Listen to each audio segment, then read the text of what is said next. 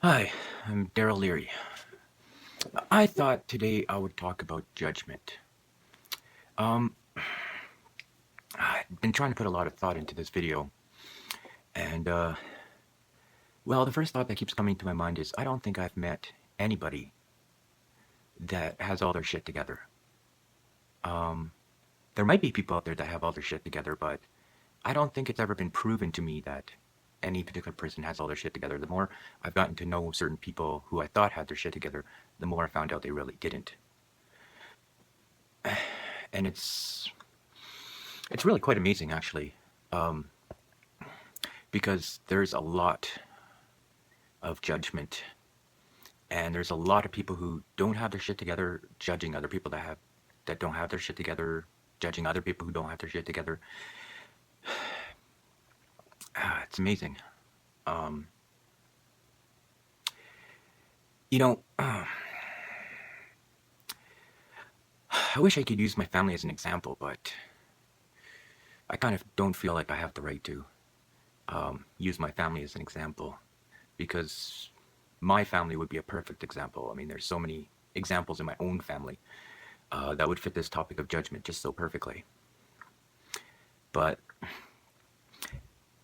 you know, a lot of times people are majorly uh, failing in one major area of their life. You know, whether it's relationships or finances or their own mental health or their own career or their own independence or their own children or if they have addictions or if they have personal issues they haven't gotten over.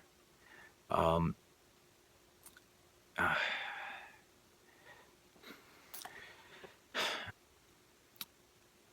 it's, you know,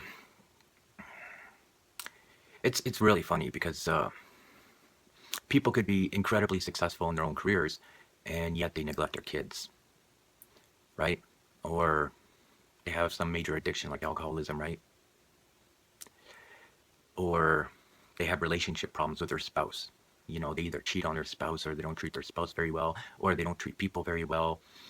You know, so they're really successful in one specific area of their life and not so successful in a bunch of other areas of their life. You know, the funny thing about judgment is the old proverb. Uh, you know, he without sin cast the first stone. And it goes back to the question of who has always had all their shit together? Who has all their shit together now? You know, um, and everybody has sinned. You know,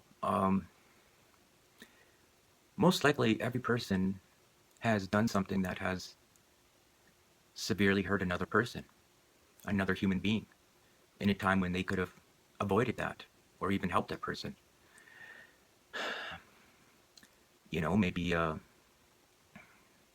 they did nothing when someone was getting bullied at school, or they said something to somebody and there was a consequence to that person that they did not see because they never saw that person again. You know, maybe the last thing they said to that person was the last straw, and that person just went home and committed suicide or something.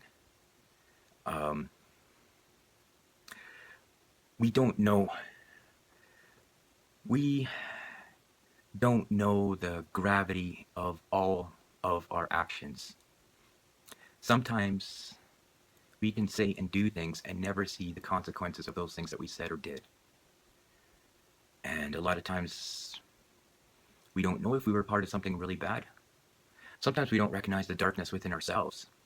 We don't realize what we would do if we were put in a very specific situation and we were desperate enough, or we were motivated by different factors that exist beyond what we've known to be our lives, our life experience.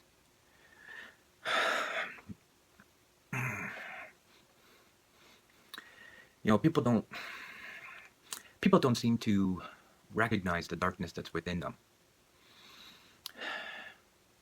You know, that part of them that would just stand there if somebody was in trouble because they'd be afraid that they might get into trouble or something might happen to them, so they don't get involved. because they're scared for themselves, when they could be the one person that really could save another life.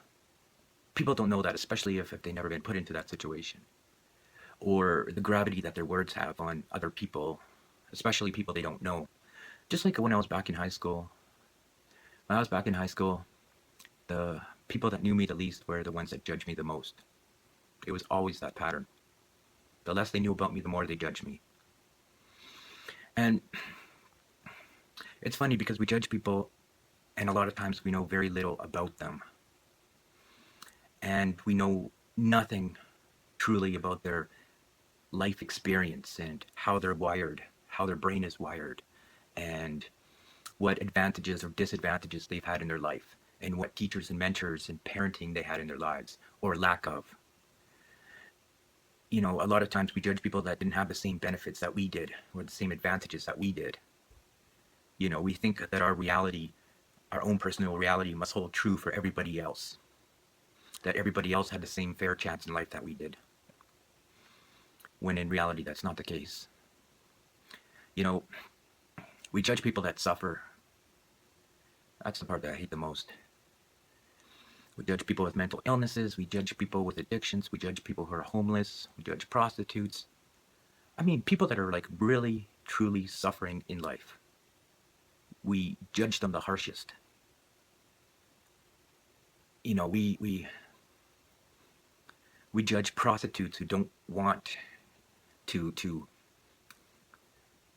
they don't want to be exposing themselves sexually to all these strangers, but they're trapped in a cycle, and they're getting beat up by their pimps, and they're being abused by their customers, and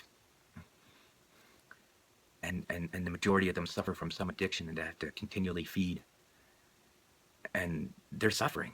Like, their suffering is beyond comprehension. We judge homeless people who usually either suffer from mental illness or addiction, and we judge them so harshly.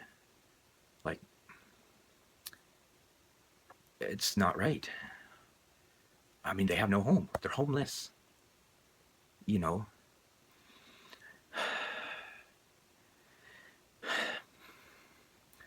I mean,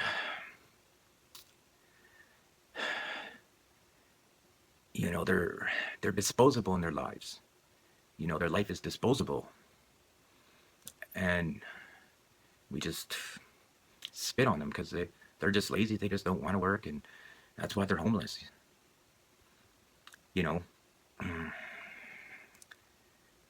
But their suffering is epic. It's in Canada here. They freeze during the winter times, and they end up losing their fingers and toes to the winter cold. Some of them end up freezing dead outside. Some of them get beat up by strangers because they are homeless. They get refused service at restaurants or stores because they are homeless, and they'll ruin the reputation of that commercial place if they're seen in there. They suffer from infections. They say they suffer from avoidable infections. They don't get to enjoy relationships like we get to enjoy. And on top of all their suffering, they get judged.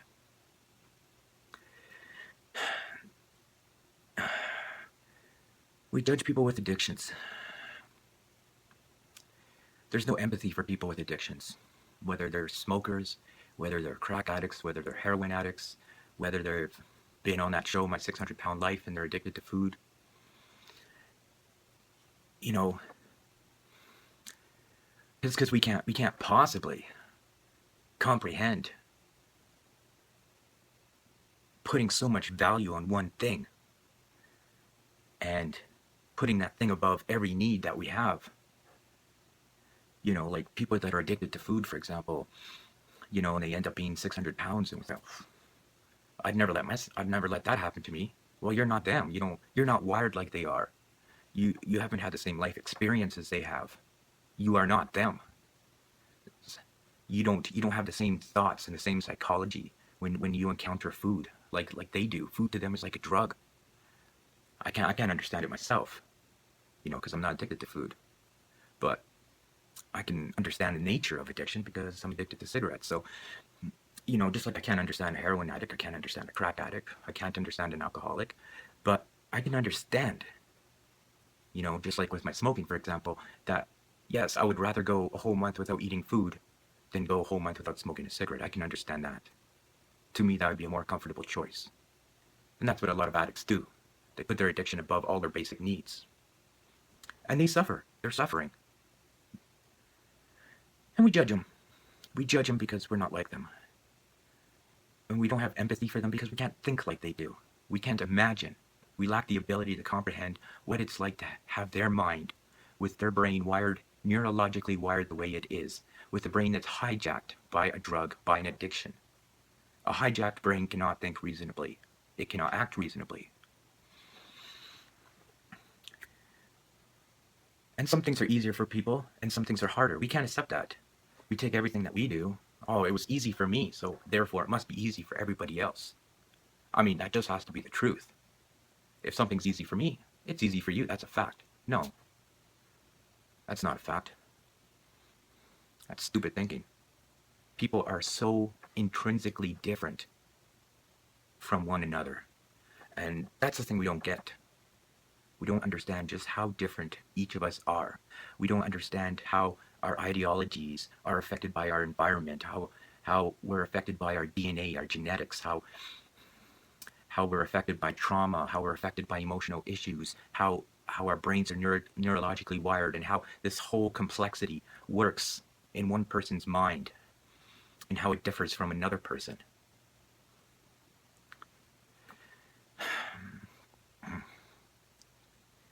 People are suffering, man. It's not right.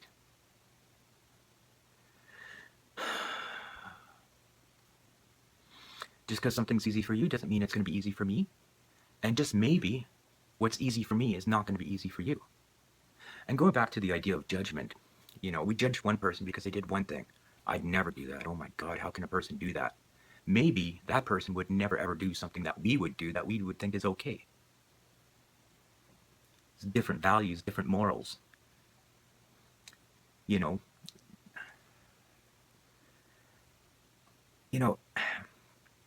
Some of us hold certain values higher than others.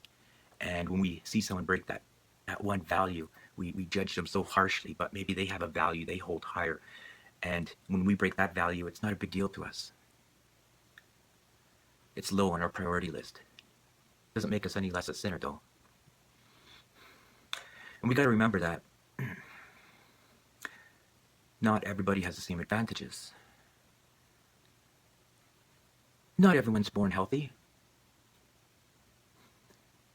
A lot of people are taught certain skills by their parents, certain values that help them survive, that help them thrive in life, that help them succeed in life. Other people aren't. And so some people are really fortunate because their parents teach them certain skills, certain values, certain ways of doing things, social skills. They nurture them emotionally, physically. Their basic needs are met. They have good social relationships. They live in safe environments where they have no threat of security. And you take another person and you strip all those away. And what do you get? And the one person with all the advantages looks down on the other person with no advantages. My thoughts on judgment. I'm Daryl Leary.